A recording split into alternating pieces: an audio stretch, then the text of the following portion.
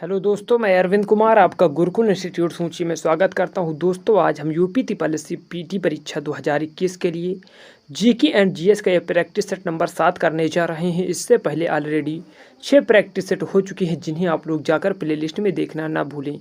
दोस्तों, ये क्लास आपके लिए बहुत ही महत्वपूर्ण है, क्योंकि इसमें हम आपको 50 जीके एंड जीएस के टॉप एमसीक्यू क्वेश्चन करवाएंगे और आपको वही प्रश्न करवाए जाएंगे जो 100% यूपी त्रिपल पीटी के परीक्षा में पूछे जाएंगे। इसमें जो हमने प्रैक्टिस सेट को सेट किया है वो उसी क्रम में किया है, जहाँ जहाँ से और जितने भी प्रश्न यूपी त्रिपल पीटी में पूछे जाएंगे एग्जैक्ट सिलेबस के अनुसार, तो आप लोग धैर्य के साथ पूरी क्लास ईमानदारी पूर्वक देखिएगा और अंत में अवश्य ये बताइएगा कि आज आपके 50 में से कितने प्रश्न सही हो रहे हैं। और वीडियो के अंत में हम आपको एक चैलेंज प्रश्न देंगे, जिसका आंसर अगर आप कमेंट बॉक्स में सबसे पहले बताते हैं तो आने वाली वीडियो में आपका नाम सबसे पहले लिया जाएगा। इससे पहले जो हमारी क्लास हुई थी उसका हमें कोई ने आंसर नहीं बताया, वहाँ पर जो चैलेंज प्रश्न पूछा गया था उसका आंसर किसी ने नहीं दिया, इसीलिए हम आज किसी का नाम नहीं ले रहे हैं। तो चलते हैं, आज की क्लास स्टार्ट करते हैं। लेकिन उससे पहले अगर अभी तक आपने क्लास को लाइक नहीं किया तो पहले आप लोग क्लास को लाइक कीजिए और शेयर कीजिए और चैनल को सब्सक्राइब कर बेल बटन अवश्य दबाएं, जिससे हमारी आने वाली सभी वीडियो की नोटिफिकेशन आपको नियमित रूप से मिल सके। और जी हाँ दोस्तों, अगर आपको इस क्लास का पीडीएफ चाहिए तो आपको गुरुकुल इंस्टीट्यूट सूंची टेलीग्राम चैनल ज्वाइन करना होगा, जहां पर हम डेली बेसिस पर क्लासों की पीडीएफ प्रोवाइड कराते हैं। तो चलते हैं, हम आज की क्लास को स्टार्ट करते हैं। आपसे पहला प्रश्न पूछा गया है, निम्नलिखित में से कौन सा बंदरगाह जुआरी नदी की एस्चुरी पर स्थित है? तो आप लोग बताइए कि कौन सा बंदरगाह जुआरी नदी की एस्चुरी पर स्थित है। तो अगर आपने इसका आंसर दिया है ऑप्शन नंबर बी, मार्मागांव जो बंदरगाह है गोवा का, वह जुआरी नदी के एस्चुरी पर स्थित है, तो आपका आंसर सही। चलिए अगला प्रश्न देखते हैं। अगला प्रश्न है, लोकसभा का प्रोटेम अध्यक्ष नियुक्त किया जाता है तो वह किसके द्वारा नियुक्त किया जाता है? आप लोग बताइए कि जो प्रोटेम अध्यक्ष होता है, जिसे आप लोग प्रोटेम स्पीकर भी कहते हैं, तो अगर आपने इसका आंसर दिया है ऑप्शन नंबर ए, भारत के राष्ट्रपति द्वारा, तो आपका आंसर सही है। चलिए अगला प्रश्न देखते हैं। अगला प्रश्न है, निम्नलिखित में से किसे रसायनों का राजा के रूप में जाना जाता है? तो आप लोग बताइए कि किसे रसायनों के राजा के रूप में जाना जाता है। तो अगर आपने इसका आंसर दिया है ऑप्शन नंबर ए, जिसे आप H2SO4 यानी सल्फ्यूरिक एसिड कहते हो, तो आपका आंसर सही है। चलिए अगला प्रश्न देखते हैं। महावीर स्वामी ने अपना उपदेश किस भाषा में दिया था? तो आप लोगों से महावीर स्वामी का उपदेश पूछा जा रहा है कि उन्होंने किस भाषा में दिया था, तो आप लोग आंसर बताइए इसका। अगर आपने इस प्रश्न का आंसर दिया है ऑप्शन नंबर ए, प्राकृतिक भाषा, तो आपका आंसर सही है। चलिए अगला प्रश्न देखते हैं। अगला प्रश्न है, निम्नलिखित में से काले धन से निपटने के लिए सरकार ने किन योजनाओं की शुरुआत की है? तो आप लोग बताइए कि सरकार ने किन योजनाओं की शुरुआत की है काले धन से निपटने के लिए। अगर आपने इसका आंसर दिया है ऑप्शन नंबर बी, प्रधानमंत्री गरीब कल्याण योजना, तो आपका आंसर बिल्कुल सही है। चलिए अगला प्रश्न देखते हैं। अगला प्रश्न क्या पूछा गया है? अगला प्रश्न है, निम्नलिखित में से किस समूह में केवल आउटपुट डिवाइस है? तो आप लोग बताइए कि आपको जो ऑप्शन में समूह दिए गए हैं, किस में केवल आउटपुट डिवाइस हैं। तो अगर आप इसका आंसर दे रहे हो option number D, plotter, printer और मॉनिटर, जो ये है वो आउटपुट डिवाइस है, तो आपका आंसर सही है। चलिए अगला प्रश्न देखते हैं। अगला प्रश्न है, प्रवासी भारतीय दिवस किस दिन मनाया जाता है? तो आप लोग बताइए जो प्रवासी भारतीय दिवस है वह किस दिन मनाया जाता है। अगर आप इस प्रश्न का आंसर दे रहे हो ऑप्शन नंबर ए, 9 जनवरी को भारतीय प्रवासी दिवस मनाया जाता है, या इसी दिन 9 जनवरी 1915 को महात्मा गांधी दक्षिण अफ्रीका से भारत आए थे, उन्हीं के उपलक्ष्य में ये भारतीय प्रवासी दिवस मनाया जाता है। चलिए अगला प्रश्न देखते हैं। अगला प्रश्न है, उत्तर प्रदेश की दशकी यानी 2001 से 2011 की जनसंख्या वृद्धि दर है, तो आप लोग बताइए कि उत्तर प्रदेश की दशकी जनसंख्या वृद्धि कितने प्रतिशत है।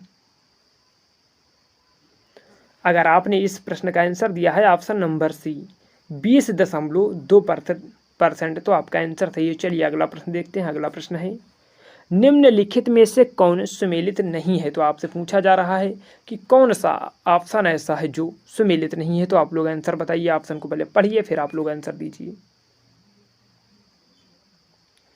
तो अगर आपने इसका आंसर दिया है ऑप्शन नंबर जो डी है वह बिरहा, कन्नौज से सुमेलित नहीं है, तो आपका आंसर सही है। चलिए अगला प्रश्न देखते हैं। अगला प्रश्न है, सहारनपुर जिले को निम्न में से कौन सा जिला स्पर्श करता है? तो आप लोग बताइए कि आपको जो ऑप्शन में दिया गया है उनमें से सहारनपुर को कौन सा जिला स्पर्श करता है?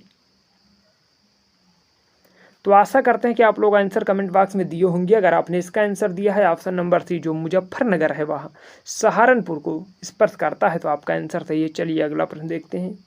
कार्तिक एक लोक नृत्य है, तो आप लोग बताइए जो कार्तिक है वह कहाँ का लोक नृत्य है? तो आशा करते हैं कि आप लोगों ने आंसर दिया होगा। अगर आपने इसका आंसर दिया है ऑप्शन नंबर डी, जो कार्तिक है वह बुंदेलखंड का लोक नृत्य है, तो आपका आंसर सही है। चलिए अगला प्रश्न देखते हैं। अगला प्रश्न है, ब्रिटिश पत्रिका द गार्जियन द्वारा 21वीं सदी की सबसे बेहतरीन फिल्मों की सूची में स्थान पाने वाली इकलौती भारतीय फिल्म गैंग्स ऑफ वासेपुर के निर्देशक कौन है? तो आप लोगों से पूछा जा रहा है जो गैंग्स ऑफ वासेपुर है उसके निर्देशक कौन है? तो आप लोग बताइए। अगर आपने इसका आंसर दिया है ऑप्शन नंबर सी, जो अनुराग कश्यप है वह गैंग ऑफ वासेपुर के निर्देशक है, तो आपका आंसर सही है। चलिए अगला प्रश्न देखते हैं। डेनमार्क की राजधानी क्या है? आपसे पूछा गया है, तो आप लोग बताइए। बहुत ही आसान प्रश्न है कि डेनमार्क की राजधानी क्या है? अगर आपने इसका आंसर दिया है ऑप्शन नंबर ए, कोपेनहेगन, वह डेनमार्क की राजधानी है, तो आपका आंसर सही है। चलिए अगला प्रश्न देखते हैं। अगला प्रश्न है, भारतीय संविधान में किस संशोधन के द्वारा नागरिकों के मौलिक कर्तव्य को सम्मिलित किया गया? तो आप लोग बताइए कि किस संविधान संशोधन द्वारा जो मौलिक कर्तव्य उन्हें संविधान में समाहित किया गया? अगर आपने इसका आंसर दिया है ऑप्शन नंबर सी, 42वां संविधान संशोधन जो कि 1976 में हुआ था, उसी के द्वारा मौलिक कर्तव्यों को संविधान में शामिल किया गया है, तो आपका आंसर सही। चलिए अगला प्रश्न देखते हैं। अगला प्रश्न है, निम्नलिखित में से कौन सा एक युग्म सुमेलित नहीं है? तो आप लोग से एक तरफ विटामिन दिया गया है, एक तरफ उनका नाम दिया गया, तो आप लोग ये बताइए कि इनमें से कौन सा सुमेलित नहीं है?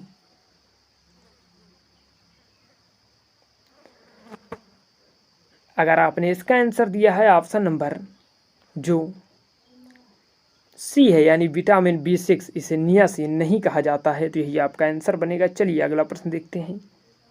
अगला प्रश्न है, नाना साहेब के नाम से कौन प्रसिद्ध था? तो आपसे पूछा जा रहा है कि नाना साहेब के नाम से कौन प्रसिद्ध था, तो आप लोग आंसर बताइए। अगर आपने इसका आंसर दिया है option number B, Balaji Bajirao, जो नाना साहब के नाम से प्रसिद्ध हुए थे। चलिए अगला प्रश्न देखते हैं। अगला प्रश्न है, केंद्र सरकार ने छात्राओं को स्टेम शिक्षा के प्रोत्साहित करने हेतु किन योजनाओं को प्रारंभ किया? तो आप लोग बताइए। केंद्र सरकार ने छात्राओं को स्टेम शिक्षा के प्रोत्साहित करने के लिए हेतु किस योजना को प्रारंभ किया? तो आप लोग बताइए कि स्टेम शिक्षा को प्रोत्साहित करने के लिए सरकार ने कौन सी योजना चलाई? तो अगर आपने इसका आंसर दिया है ऑप्शन नंबर सी, विज्ञान ज्योति योजना, जो विज्ञान ज्योति योजना है वह स्टेम शिक्षा को बढ़ावा देने के लिए चलाई गई थी, तो आपका आंसर सही है। चलिए अगला प्रश्न देखते हैं। अगला प्रश्न है, निम्नलिखित में से क्या स्टोरेज डिवाइस का उदाहरण नहीं है? तो आप लोग बताइए कि जो आपको ऑप्शन दिए गए इनमें से कौन सा स्टोरेज डिवाइस का उदाहरण नहीं है?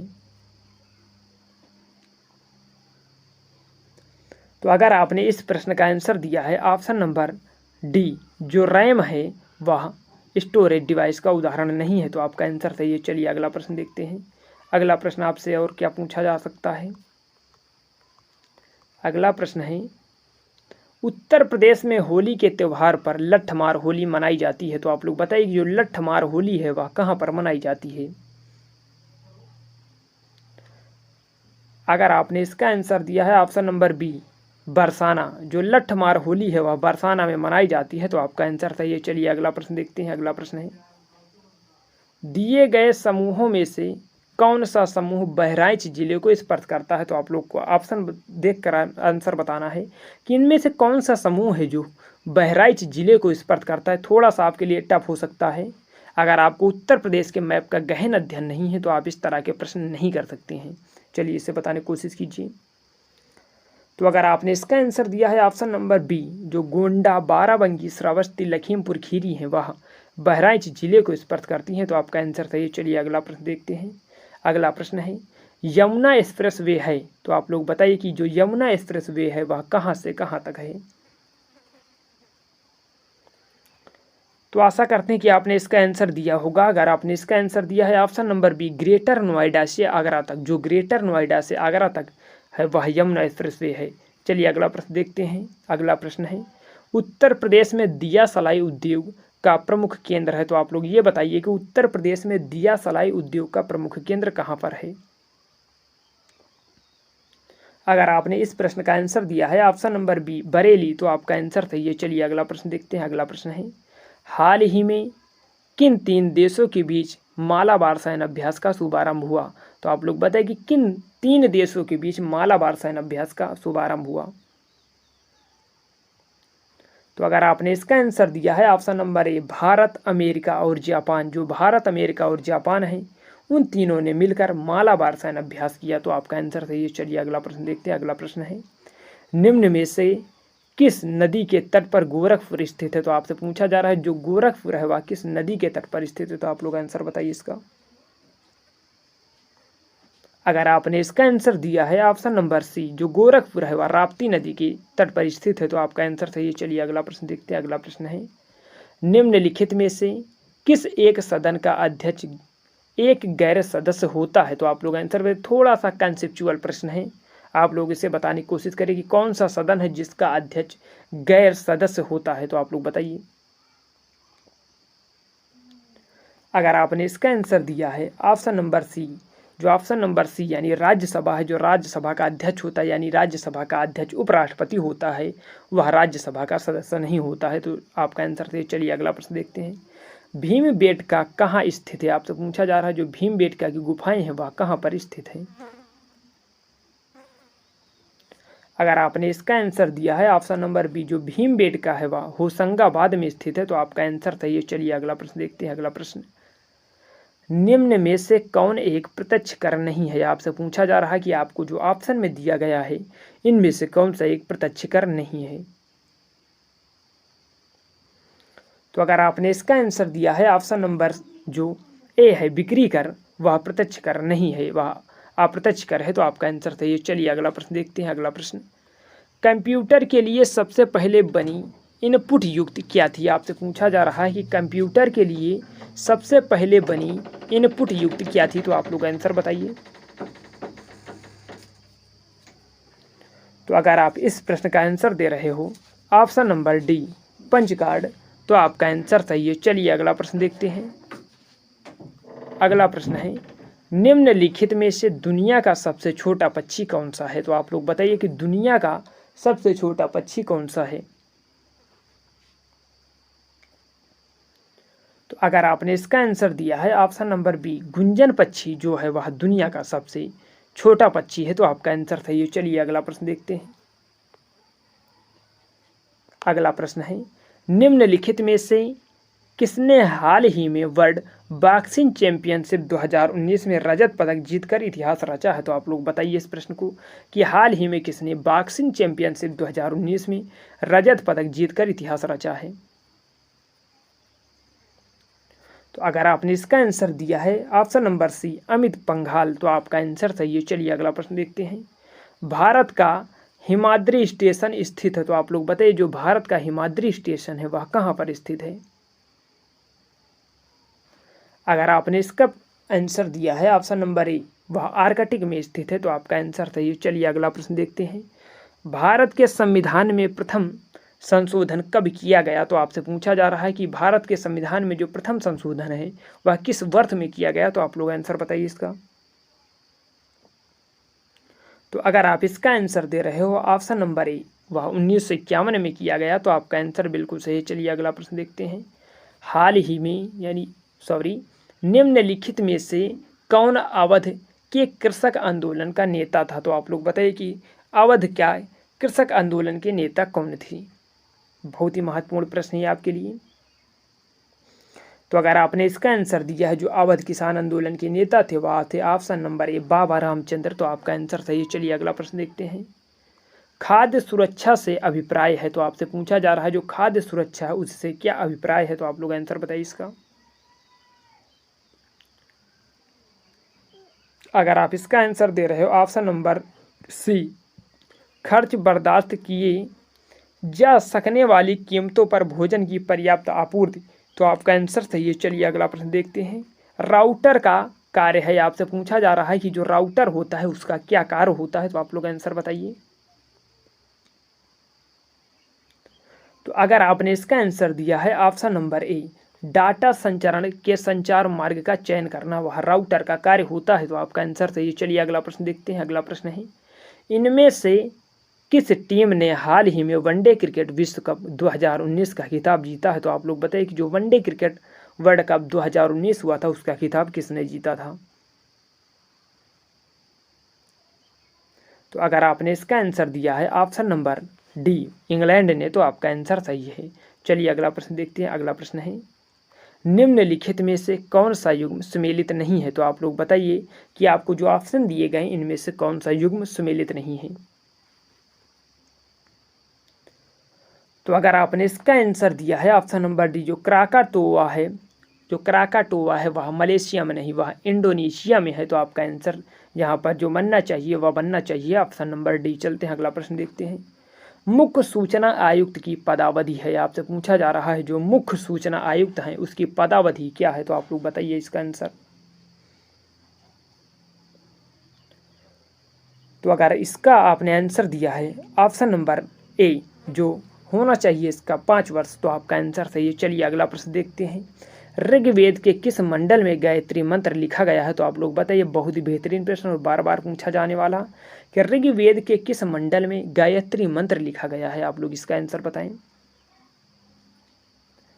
तो अगर आपने इसका आंसर दिया है ऑप्शन नंबर सी, जो तृतीय मंडल है उसी में गायत्री मंत्र लिखा गया है, जो विश्वामित्र द्वारा रचित है और जो सावित्री यानी सूर्य देवता के लिए लिखा गया है, तो आपका आंसर सही है। चलिए अगला प्रश्न देखते हैं।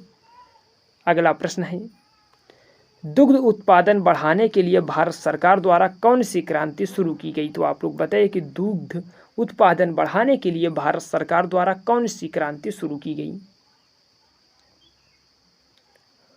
तो अगर आप इसका आंसर दे रहे हो ऑप्शन नंबर जो बी है, श्वेत क्रांति, जिसके जनक वर्गीज कुरियन कहे जाते हैं, तो आपका आंसर सही है। चलिए अगला प्रश्न देखते हैं।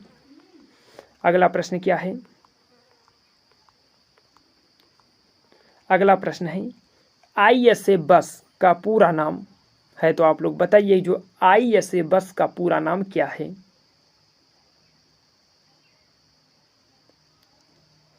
तो अगर आपने इसका आंसर दिया है option number C, industry standard architecture bus, तो आपका आंसर सही है। चलिए अगला प्रश्न देखते हैं।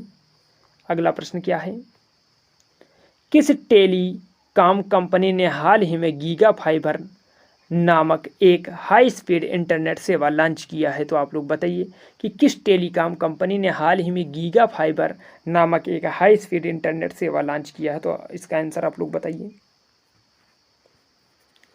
तो अगर आप इसका आंसर दे रहे हो ऑप्शन नंबर सी, रिलायंस जियो ने हाल ही में गीगा फाइबर नामक एक हाई स्पीड इंटरनेट सेवा लॉन्च की है, तो आपका आंसर सही। चलिए अगला प्रश्न देखते हैं।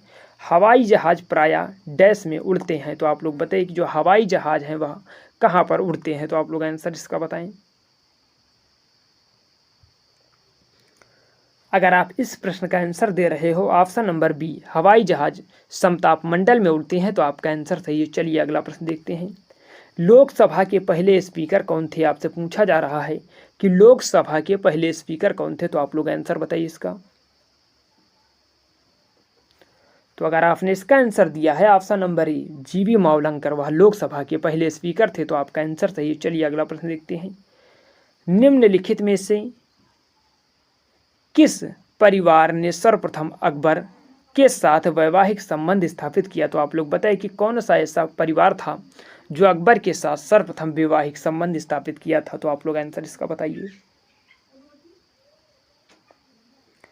तो अगर आपने इसका आंसर दिया है ऑप्शन नंबर सी, वह कछवाहा था, तो आपका आंसर सही है। चलिए अगला प्रश्न देखते हैं। अगला प्रश्न है, केंद्र सरकार ने हाल ही में सभी अर्धसैनिक बलों के में सभी रैंक के कर्मियों हुए सेवानिवृत्त आयु डैश तय कर दी है, तो आप लोग बताइए कि कितने उम्र उनकी सेवानिवृत्त आयु तय की गई है। तो अगर आपने इसका आंसर दिया है ऑप्शन नंबर सी, 60 वर्ष, तो आपका आंसर सही है। चलिए अगला प्रश्न देखते हैं। भारतीय वन्यजीव सुरक्षा अधिनियम लागू हुआ? तो आप लोग बताइए कि जो भारतीय वन्यजीव सुरक्षा अधिनियम है वह कब से लागू हुआ था। तो अगर आपने इसका आंसर दिया है ऑप्शन नंबर बी 1972, तो आपका आंसर बिल्कुल सही। चलिए अगला प्रश्न देखते हैं। अगला प्रश्न है, भारत के संविधान के अंतर्गत कौन सा अनुच्छेद कारखानों में बालकों के नियोजन का प्रतिषेध करता है? तो आप लोग बताइए कि कौन सा अनुच्छेद है जो कारखानों में बालकों के नियोजन का प्रतिषेध करता है। तो अगर आपने इसका आंसर दिया है ऑप्शन नंबर डी अनुच्छेद 24, तो आपका आंसर सही है। चलिए अगला प्रश्न देखते हैं। गांधी जी द्वारा असहयोग आंदोलन किस कारण से वापस लिया गया था? आपसे पूछा जा रहा है कि जो गांधी जी ने असहयोग आंदोलन था उसको किस कारण से वापस लिया था? आप लोग इसका आंसर बताइए। तो अगर आप इस प्रश्न का आंसर दे रहे हो, उसका जो कारण था वह था चौरी चौरा कांड। तो आपका आंसर बिल्कुल सही। जो चौरी चौरा कांड वह हुआ था 5 फरवरी 1922 को। चलिए आज का चैलेंज प्रश्न देखते हैं। तो आप लोग इस चैलेंज प्रश्न को ध्यानपूर्वक देखिएगा और इसका आंसर आप लोग कमेंट बॉक्स में बताने की कोशिश कीजिएगा। आपसे कहा गया है कि हाल में विकसित भारतीय लिपि से संबंधित निम्नलिखित कथनों पर विचार कीजिए। तो आप लोग इस कथन पर विचार करके इसका आंसर आप लोग कमेंट बॉक्स में बताइएगा। अगर आप इसका आंसर सबसे पहले और सबसे सटीक बताते हो तो आने वाली वीडियो में आपका नाम हम सबसे पहले लेंगे। तो दोस्तों आज की क्लास कैसी लगी? अगर क्लास अच्छी लगी हो, अगर अभी तक आपने क्लास को लाइक नहीं किया तो पहले आप लोग क्लास को लाइक कीजिए और शेयर कीजिए और चैनल को सब्सक्राइब कर बेल बटन अवश्य दबाएं, जिससे हमारी आने वाली सभी वीडियो की नोटिफिकेशन आपको मिल सके। और जी हाँ दोस्तों, अगर आपको इस क्लास का PDF चाहिए तो आपको गुरुकुल इंस्टीट्यूट सूंची टेलीग्राम चैनल ज्वाइन करना होगा, जहां पर हम डेली बेसिस पर क्लासों की PDF प्रोवाइड कराते हैं। तो धन्यवाद। कमेंट बॉक्स में ये लिखकर बताना ना भूले कि क्लास कैसी लगी। मिलते हैं नेक्स्ट क्लास में।